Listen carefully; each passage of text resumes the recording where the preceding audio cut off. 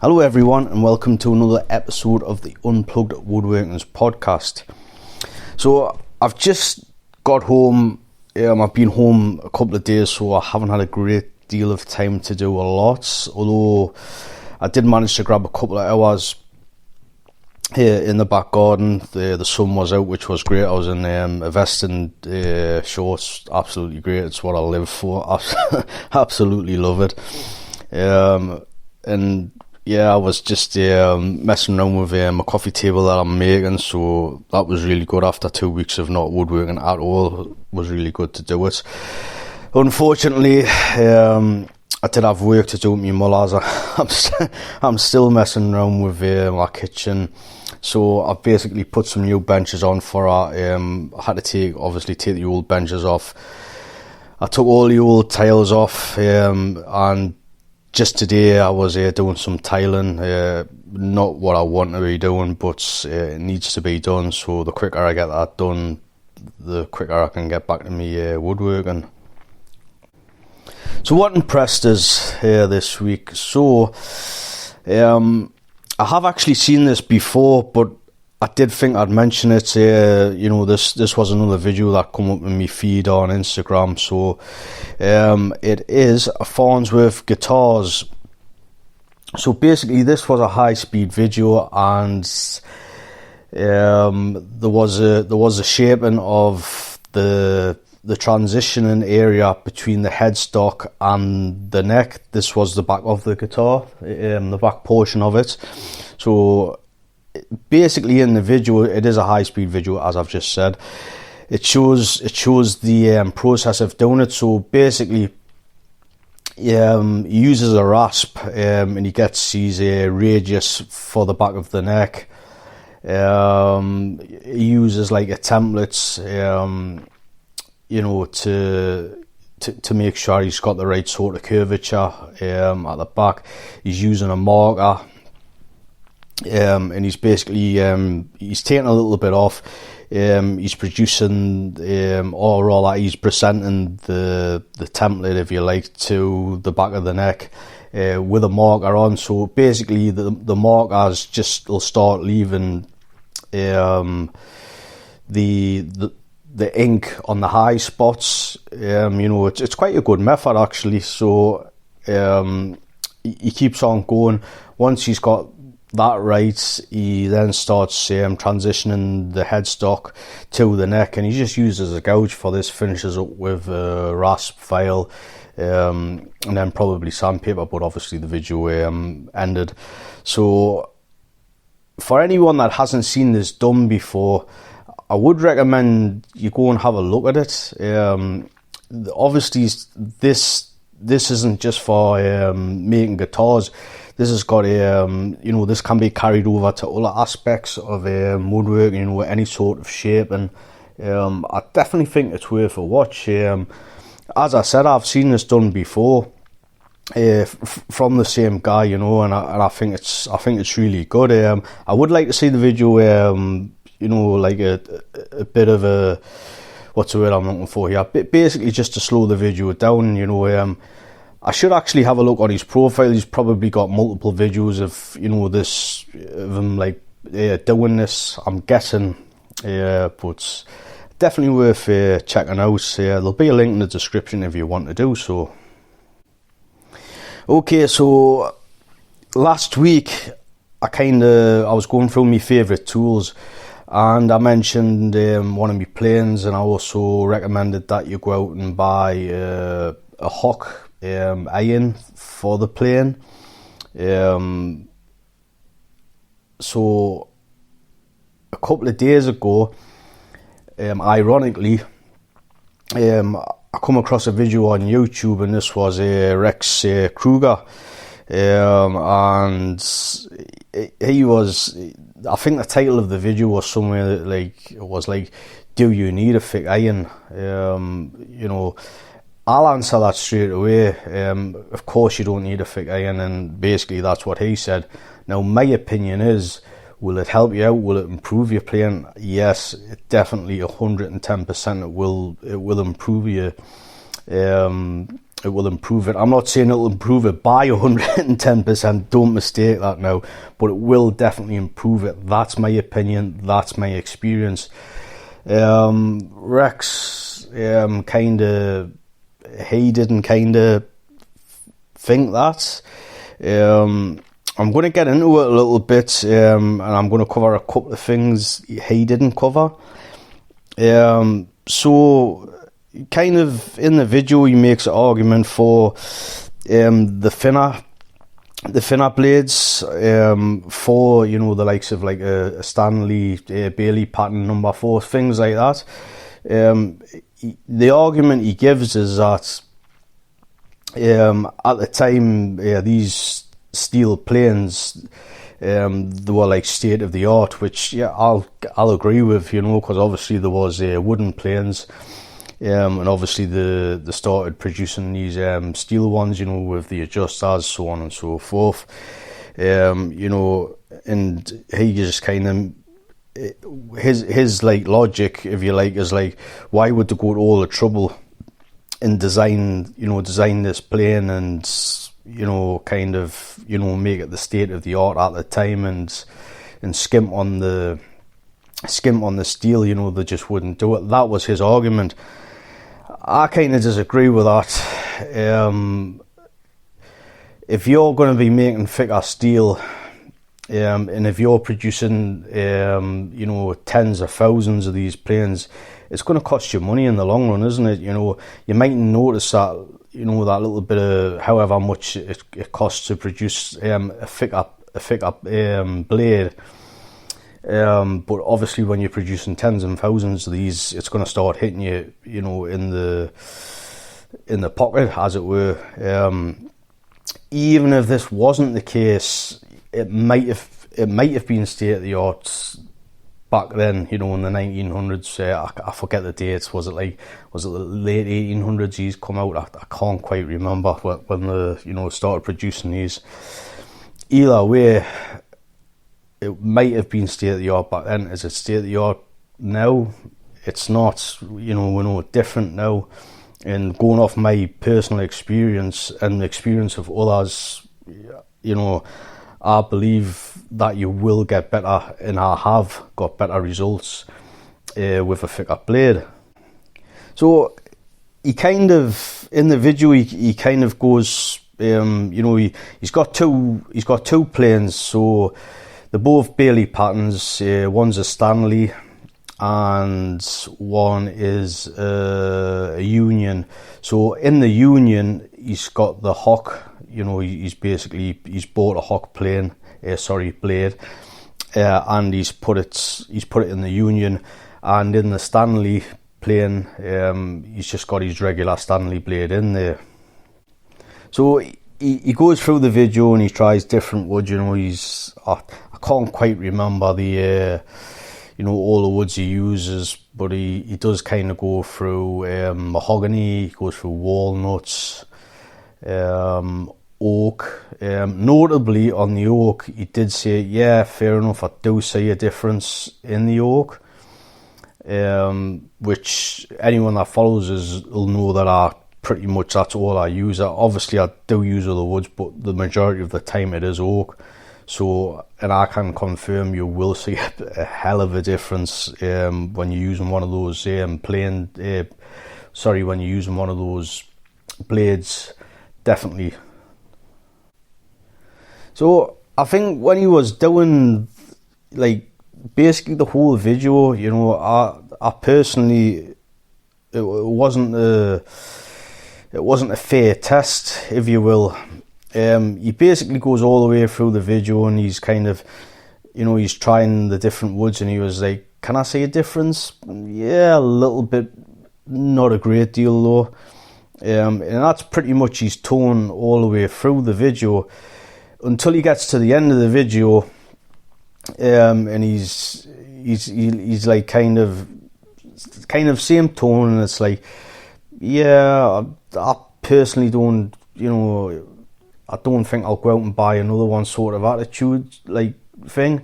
And then he kind of drops a bombshell that's the Stanley plane he's got he basically states, and I quote, I've tuned the hell out of this plane. So he's got the Union plane, which has been noticeably, on certain woods has been slightly better. So he's got that Union plane, had that Union plane even been tuned up. Because at the end of the video, we found out that his Stanley had been, like, in his words, I've tuned the hell out of this. So that's not a fair test or a fair comparison. In my book, it's not.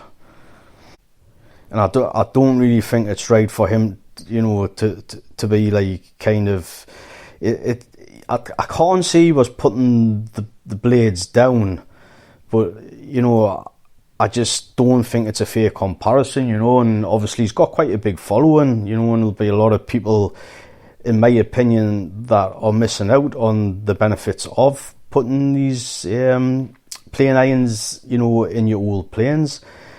As I said, do you need one? Of course you don't need one. Your plane will work just fine with a normal, what's been supplied with the plane. But will it work better? Yes, it will. Will you get better results? Yes, you will.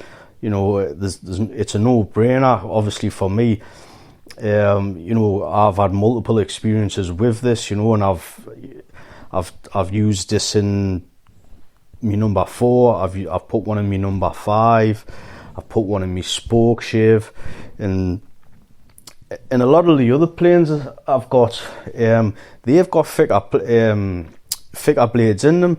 So that's another one that I want to bring into the not an argument, but maybe for you to consider, that if you look at some of these modern planes, the high-end ones, if you look at like Lee Nielsen, I believe Veritas do it as well, although I haven't got a Veritas plane, but I'm pretty sure Veritas planes have thicker blades in them than that of the old Stanley.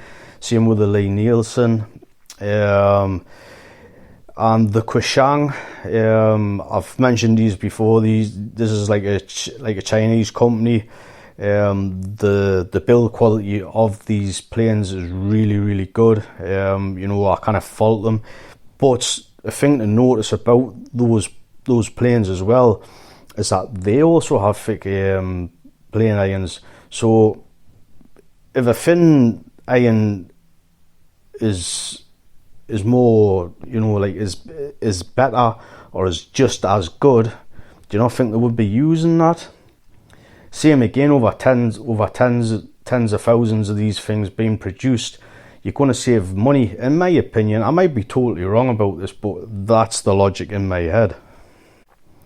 So how does one of these blades work?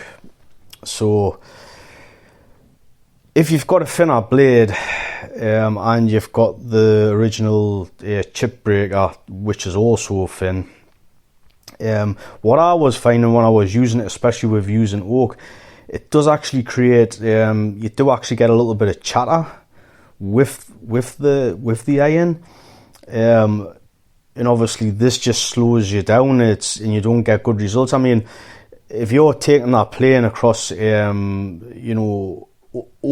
and it's got like knots in it, it's full of character sort of thing, you will get chatter with that. As soon as you hit, you might have grain you might be planing with the grain, you might come to a knot and it might be going the opposite direction, and you will definitely feel that more in the original iron than you would with a Hock iron. By the way, I only know of two. Obviously one is a Hock iron, and here in the UK you probably will be able to get them other parts of the world, but a Ray Eels one as well. I hope I've said that right. And I think this is pretty similar. They're treated the same way, and obviously it is thicker. So going back to the blades, obviously I've just mentioned the thinner ones, and you will get chatter with them. So basically, with it being thinner, it can actually flex. You wouldn't think it, but it can and does happen. So it stands to reason that if you've got a thicker blade in, and you've also got a thicker chip breaker in, and obviously the two of them are fixed together, you're going to get less flex in there. So less flex means you're going to get less chatter. That's in my experience. You know, obviously there might be people and there will be people that disagree with us, but in my experience, that's what's happened. This is really what's the word I'm looking for here? This is really evident in a spoke shave. I think I've probably seen the most difference in a spoke shave when I went out and I bought a hot iron for my spoke shave. So I've got is it a record? Yes, it's a record. I've got a record spoke shave. I have actually got the two types. I've got the rounded sole, and I've got the flat sole. So when I first got the plain, the spoke shave, and I was using it, there was terrible chatter with it. You know, by then I kind of knew what the issue was, because obviously I'd been through this with my planes. But obviously it was, the chatter's like a lot worse in a spoke shave, and you can actually, you know, it's very evident when you look at it. You know, you can see the chatter actually in the wood. So obviously knowing what I knew, I just went out, got myself a hot iron, and it minimised it. Like, it was a really big difference. That's probably the most noticeable difference I've seen with all the planes.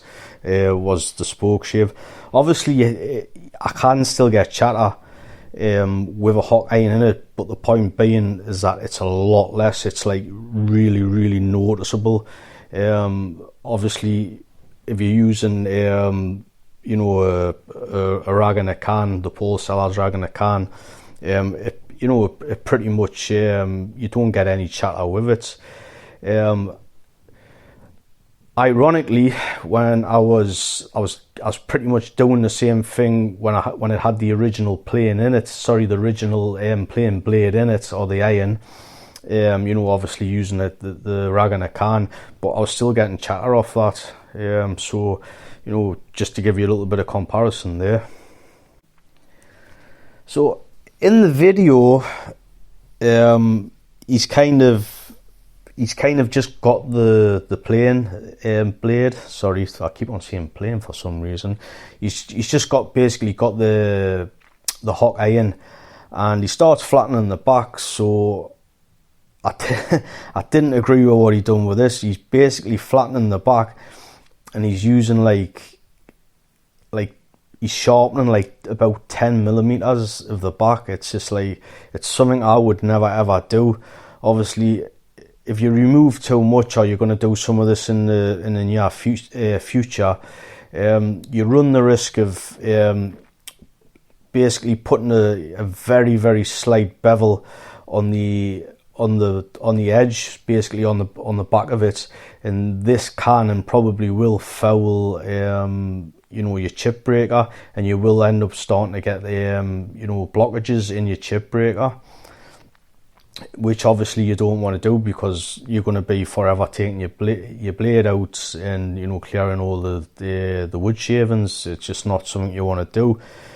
And obviously in the video, as I said, he does like 10 millimeters. For me, that's not a good practice, and I would recommend that if you're going to flatten the back of a plain blade, you do it a lot more than that. You know, personally, I would recommend, you know, the thickness of your diamond stone. You know, that's just my opinion, but I definitely don't recommend like 10 millimeters like he shows in the video. He also sharpens the two videos, and he does them like side by side. It was quite clever the way he edited the video, and he pretty much done them side by side. You know, they're like, so basically on the screen there was like two of himself, and he's sharpening them at the same time. So from sharpening them, he didn't actually speak about this, and I am going to speak about this. There is actually two types of hot irons you can get. There's an A2 and there's a carbon steel. So from the looks of it, he's actually purchased the carbon steel one. The carbon steel is actually a little bit cheaper than the A2 iron. So I think it took him a couple of seconds extra. So bearing in mind, when you do actually get these plain blades, they're actually near enough kind of sharp. You don't, obviously you just have to pretty much hone them, really, to be honest. They are quite close to being sharp, if you will. So it only took them I think it was 1 or 2 seconds more. So in the real world, that's kind of not going to happen. What I will say is that if you've got the original plain blades, they will sharpen a lot quicker than the carbon steel one. What you'll get from Hock. So bear that in mind. A Hock iron will take you a little bit longer to sharpen. Again, if you go out and you buy the A2 will take you longer than the carbon plain iron to sharpen again. So I'm not really going to go into the carbon. I think most people will know what the carbon steel is. It's not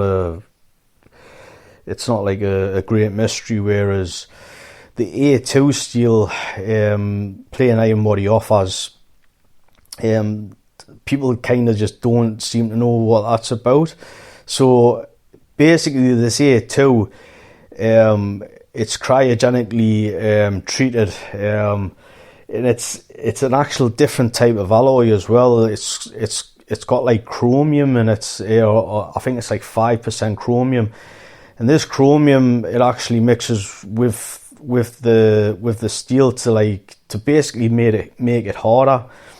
So while you will get a really hard edge, when you sharpen it, it's going to last a lot longer than the likes of your original Stanley plain iron. It's going to last a lot longer than that, but it's also going to take you like a lot longer to sharpen it. So I've actually got one of each. So they're actually mixed up. Sometimes if I'm in not a rush, but if I'm impatient and I know one of them sharpening, say for instance I need to use that number 4, which doesn't tend to happen a lot. So I can actually just switch the plain irons around, which I have done and I can do and I will do. But 9 out of 10 I can just pick whatever plane's sharp, the sharpest for us. But occasionally I will swap them round, so they do get swapped round.